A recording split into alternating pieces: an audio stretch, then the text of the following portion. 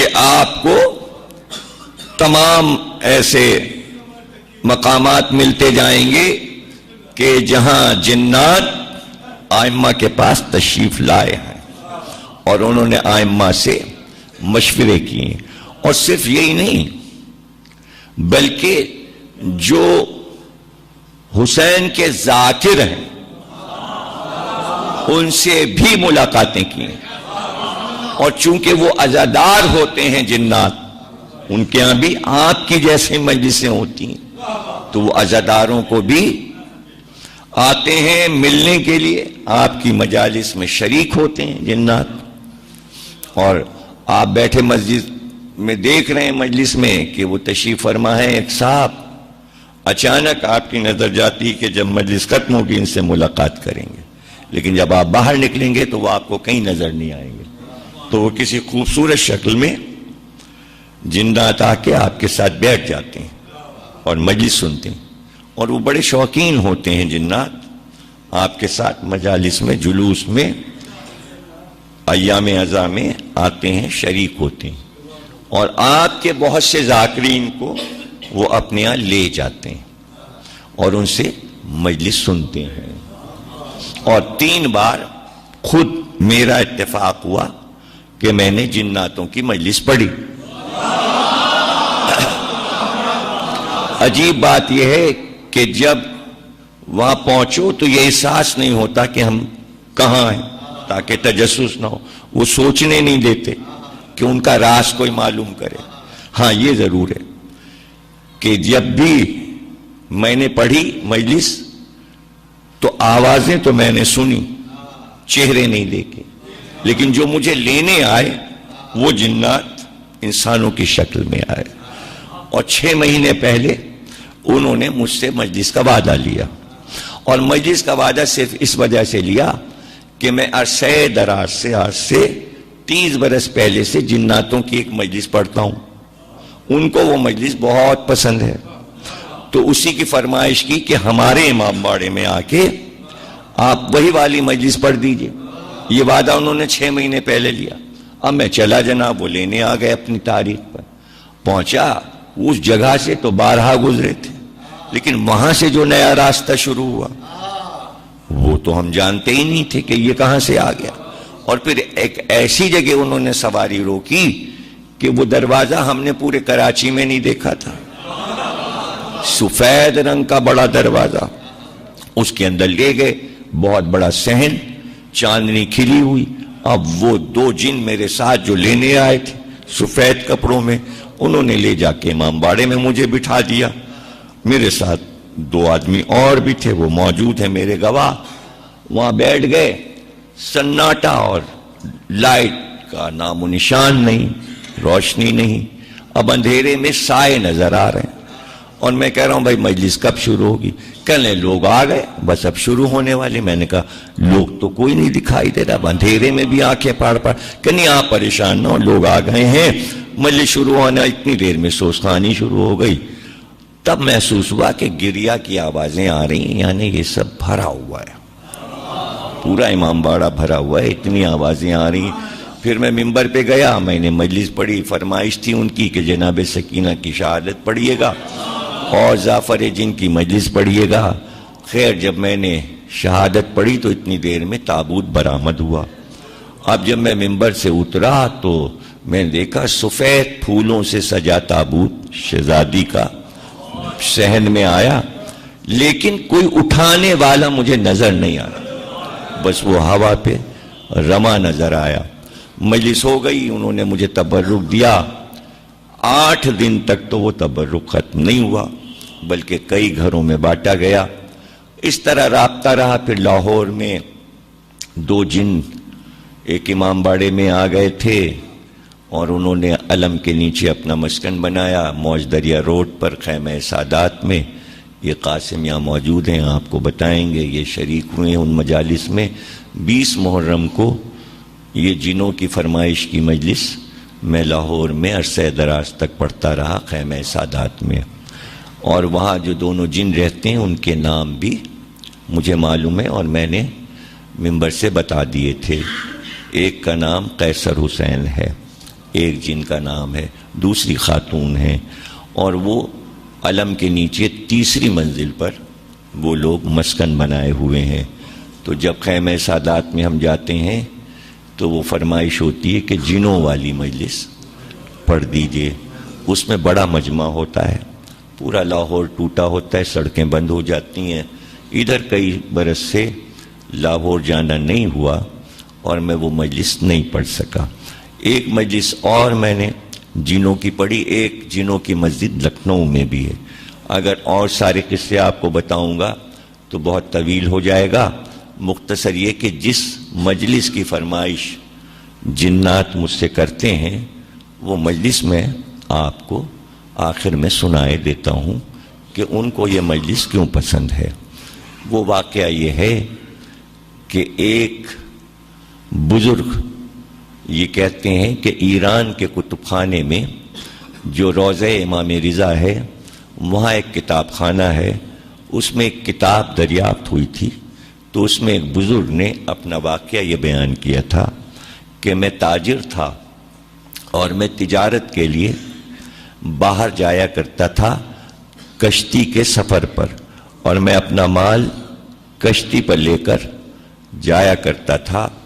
ایک بار واپسی میں طوفان آیا، اور طوفان جو آیا تو میری کشتی ٹوٹ گئی اور سب کچھ میرا مال بہہ گیا دریا میں، اور یہاں تک کہ کشتی جو ٹوٹی تو میں بے ہوش ہو گیا۔ جب مجھے ہوش آیا تو پتہ یہ چلا کہ کشتی کے لکڑی کا ایک تختہ جس پر میں پڑا تھا اس نے مجھے بہا کر کنارے ساحل پہ پہنچا دیا تھا۔ میری آنکھ کھلی تو صرف آسمان نظر آیا یا سامنے پانی نظر آیا، پیچھے مڑ کر دیکھا تو صحرا نظر آیا۔ میں بڑا حیران ہوا کہ میں کہاں آ گیا اور کس سرزمین پر آ گیا۔ کچھ دور اٹھ کر میں چلا تھا کہ ہوا تیز جب آئی تو ایسی ہوا میں نے کبھی محسوس نہیں کی تھی، بہت تیز چل رہی تھی، لیکن ہوا میں بہت سی آوازیں میرے کان سے ٹکرائیں۔ یہ آوازیں رونے کی آوازیں تھیں، چاروں طرف سے چیخنے اور رونے کی آواز آ رہی تھی۔ میں ڈر گیا، میں سہم گیا، لیکن پھر ہمت کر کے میں آگے بڑھا تو میں نے یہ دیکھا کہ ایک شخص زمین پہ بیٹھا ہے۔ جب وہ چیخ کر روتا ہے تو اس کے جواب میں کئی ہزار آوازیں چاروں طرف سے رونے کی آتی ہیں۔ میں بہت ڈر گیا، میری ہمت نہیں پڑ رہی تھی کہ میں قریب جاؤں، اس لیے کہ اس آدمی کی جو حالت تھی وہ ایسی تھی کہ اس کے بال الجھے ہوئے اس کے چہرے پہ پڑے تھے، اس کی آنکھیں لال سرخ ہو رہی تھیں، اور وہ سر جھکائے زمین پہ بیٹھا چیخ کے روتا تھا۔ ایک جگہ روتا، پھر اٹھتا، دوسری جگہ جاتا، پھر آگے بڑھتا، پھر کہیں بیٹھتا، پھر روتا، اور جب وہ روتا تو چاروں طرف سے رونے کی آوازیں آتی تھیں۔ لیکن میں نے یہ دیکھا کہ جب وہ زمین پہ بیٹھتا ہے تو انگلی سے کچھ زمین پہ لکھتا ہے۔ میں نے سوچا کہ صحرا میں اس کے علاوہ کوئی نہیں ہے، میں کہاں جاؤں گا؟ کوئی راستہ بھی نہیں نظر آ رہا۔ تو میرے دل نے کہا کہ پشت پر پیچھے سے جا کر میں یہ دیکھوں کہ یہ زمین پہ لکھتا کیا ہے۔ میں آہستہ آہستہ اس کے پیچھے گیا اور پھر میں نے جھک کے دیکھا کہ یہ زمین پہ کیا لکھتا ہے۔ اب جو میں نے دیکھا تو وہ انگلی سے لکھتا تھا، یا حسین، یا حسین۔ جب میں نے حسین کا نام لکھا دیکھا تو بڑی میری ڈھارس ہوئی، پھر میرا ڈر ختم ہو گیا کہ اب اس سے ڈرنا نہیں چاہیے، بلکہ یہ حسین کا کوئی چاہنے والا لگتا ہے، یہ مجھے اذیت نہیں پہنچائے گا۔ اس لیے میں گھوم کر اس کے چہرے کے سامنے آیا، میں نے سلام کیا تو اس نے چہرہ اٹھایا، اس نے حیرت سے مجھ کو دیکھا۔ میں نے اس سے سوال کیا، تم کون ہو؟ تو اس نے فوراً کہا کہ تم مجھ سے پوچھو کہ میں کون ہوں، تم بتاؤ کہ تم کون ہو اور تم یہاں کیسے پہنچے؟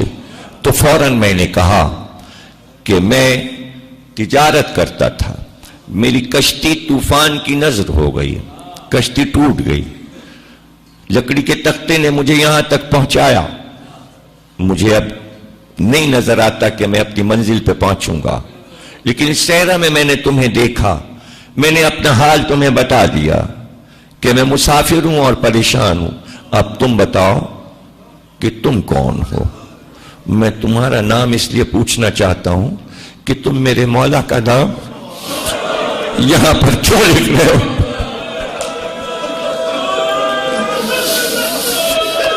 میں نے اس سے کہا اس نام کی قسم مجھے بتاؤ تم کون ہو؟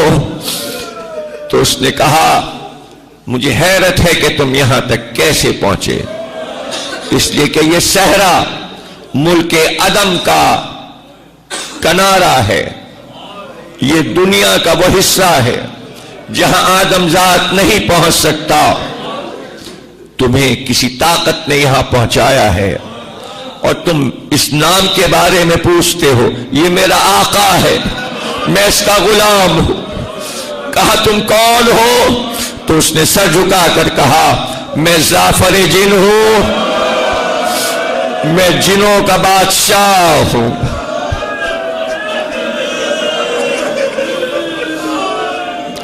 وہ کہتے ہیں کہ اس نے کہا کہ مجھ میں تاب نہیں ہے کہ اب میں وہ دوہرا سکوں، تو میں مایوس ہو گیا کہ اب یہ نہیں بتائے گا، تو بے اختیار میں نے کہا درے دندان رسول کی قسم، مسجد کوفہ میں علی کے شکافتہ سر کی قسم، فاطمہ زہرا کے شکستہ پہلو کی قسم، حسن کے جگر کے 72 ٹکڑوں کی قسم، حسین کے کٹے گلے کا واسطہ مجھے بتاؤ کربلا میں کیا دیکھا؟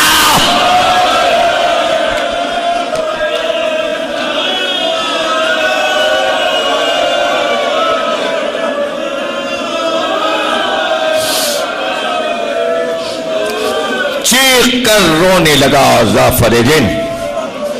جب ہوش آیا اس نے کہا تم نے اتنی قسمیں دی ہیں تو سنو، میرے تاج پوشی کا جشن ہوتا تھا میرے دربار میں، تمام جنات میرے دربار میں حاضر ہوا کرتے تھے، جب سے مولا علی نے میرے سر پر تاج رکھا تھا میں ولایت علی کی یاد میں جشن مناتا تھا کہ آج کا وہ دن ہے کہ جناتوں کی حکومت مولا علی نے مجھ کو عطا کی، اس لیے میرے دربار میں سارے سردار اجنہ جمع ہو جاتے تھے اور خوشی کا اظہار ہوتا تھا، اور اس وقت دوبارہ میرے سر پہ تاج رکھا جاتا تھا اور میں تخت پہ بیٹھتا تھا۔ اچانک جشن ہو رہا تھا کہ 2 جنات میرے ساتھی میرے دربار میں روتے ہوئے داخل ہوئے۔ میں نے کہا آج خوشی کا موقع ہے، تم رو کیوں رہے ہو؟ تو انہوں نے کہا ابھی میں نجف سے زیارت کر کے جو نکلا کہ تیرے دربار میں حاضر ہو تو میرا رخ کربلا کی طرف ہو گیا۔ جب میں کربلا سے چلا تو عجیب منظر دیکھا، اے امیر یہ تخت و تاج جس کے صدقے میں ملا ہے، صبح سے اب تک حسین لڑائیوں پہ لڑائیاں لڑ چکے، کتنے لاشیں اٹھا چکے، ارے کچھ پتا ہے فاطمہ زہرا کا باغ کربلا میں تاراج ہو رہا، رسول کا گھر لٹ رہا۔ زعفر کہتا ہے یہ سننا تھا کہ میں نے تاج اپنے سر سے پھینک دیا، میں نے نالین پیروں سے اتار دی اور میں نے ان سے کہا مجھے لے کے چلو، کہاں میرا آقا حسین ہے؟ زعفر کہتا ہے میں نے اپنی فوج کو حکم دیا کہ پوری فوج تیار ہو جائے اور فضا میں آ جائے، میرے ساتھی جن آگے آگے فضا میں پرواز کرتے چلے، پیچھے پیچھے میں اور میرا لشکر سارا ساتھ، یہاں تک کہ جب میں پہنچا عراق کی سرزمین پر تو مجھے دریائے فرات نظر آیا، دریائے فرات کے کنارے مجھے ایک شیر کا لاشا نظر آیا جس کے دونوں شانے کٹے تھے۔ میں نے اپنے ساتھیوں سے پوچھا یہ کس کا لاشا ہے؟ اس کا چہرہ تو علی جیسا ہے، تو میرے ساتھیوں نے کہا یہ حسین کا علمدار عباس مارا گیا ابھی ابھی۔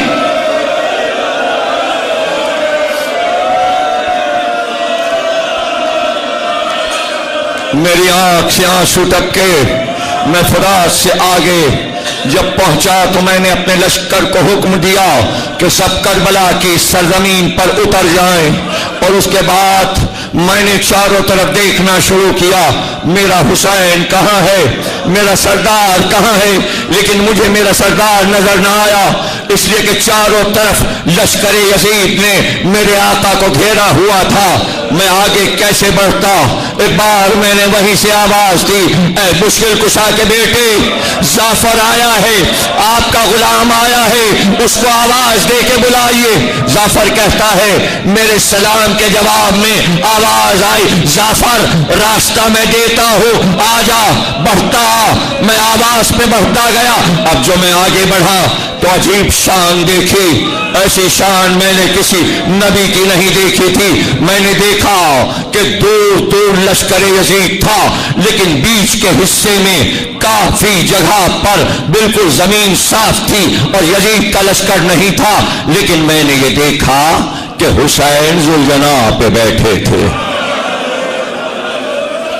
اور زخمی تھے، اور ہر زخم سے لہو ٹپک رہا تھا. حسین نے ایک رکاب سے اپنا پیر نکال کر زین پر اٹھا کے رکھ لیا تھا. ایسے بیٹھے تھے جیسے تخت پر بادشاہ بیٹھتا ہے.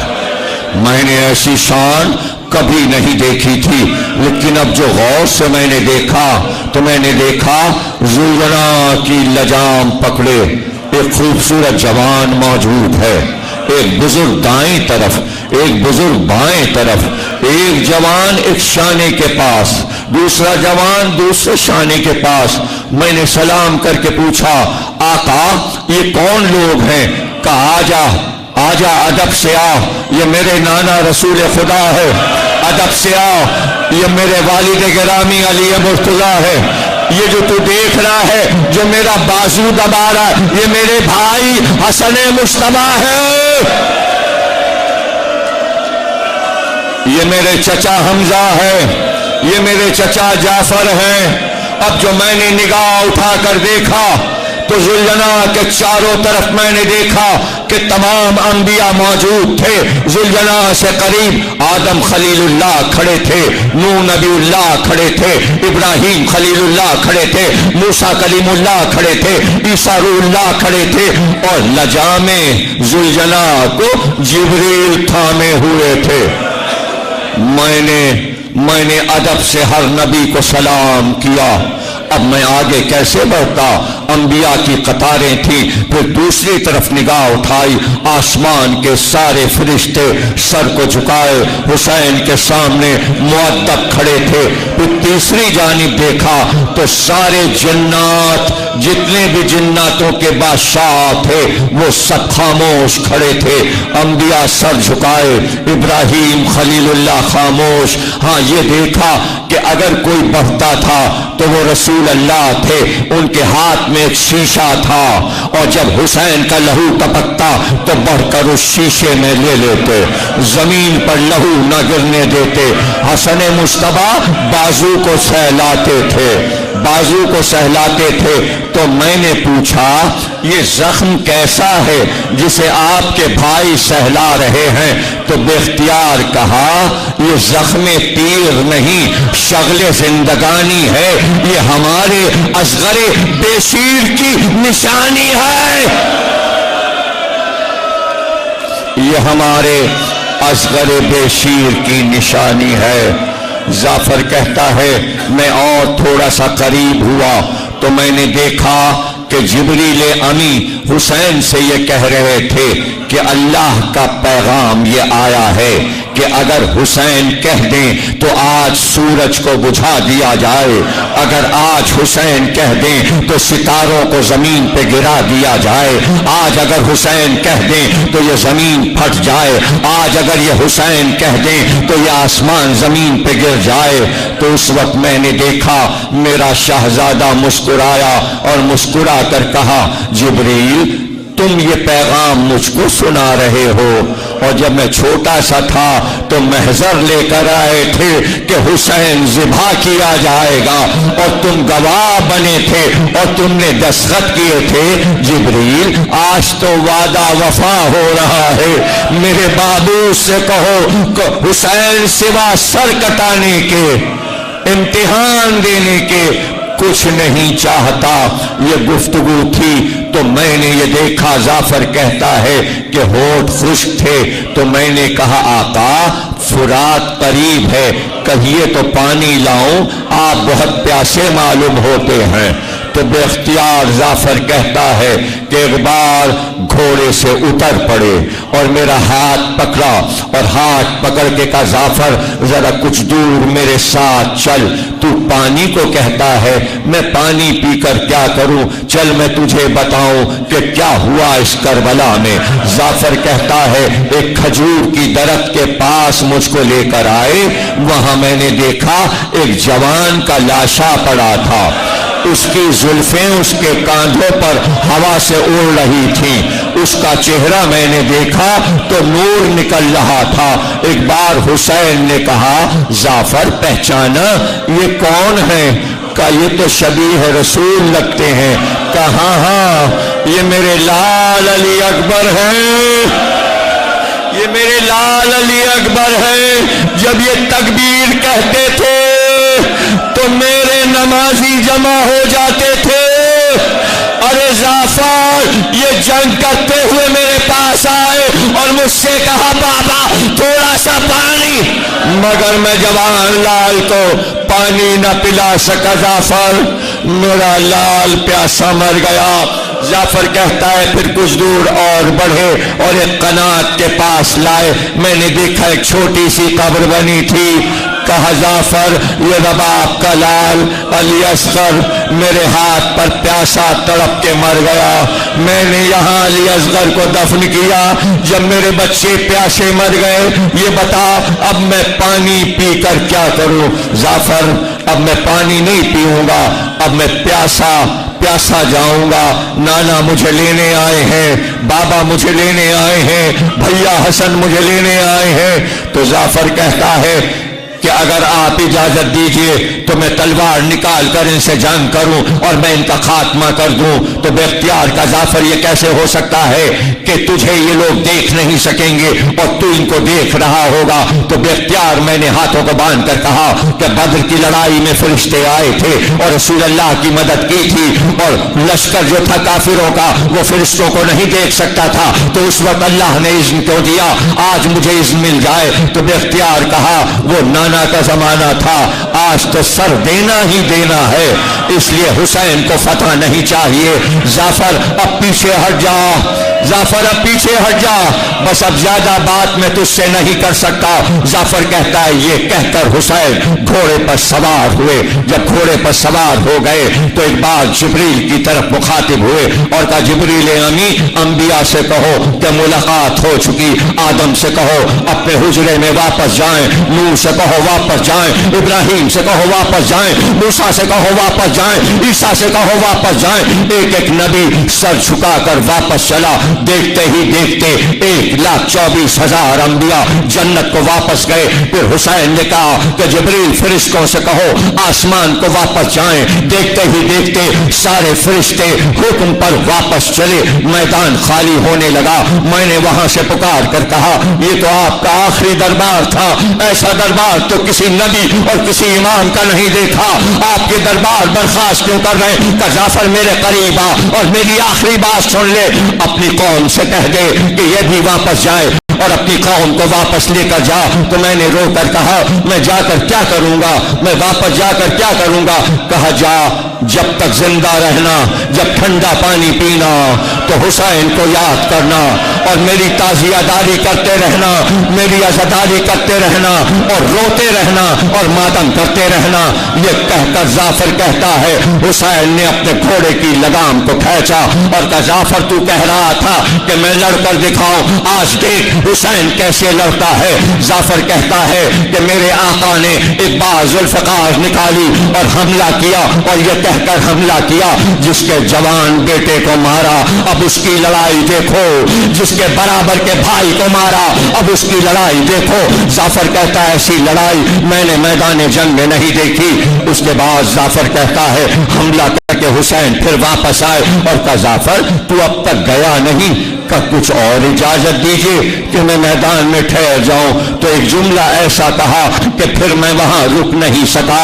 وہ جملہ یہ تھا جعفر اب یہاں کوئی نہیں ٹھہر سکتا، اس لیے کہ کچھ دیر میں اماں کی سواری آنے والی ہے، اماں کی ہماری اب جا واپس جا۔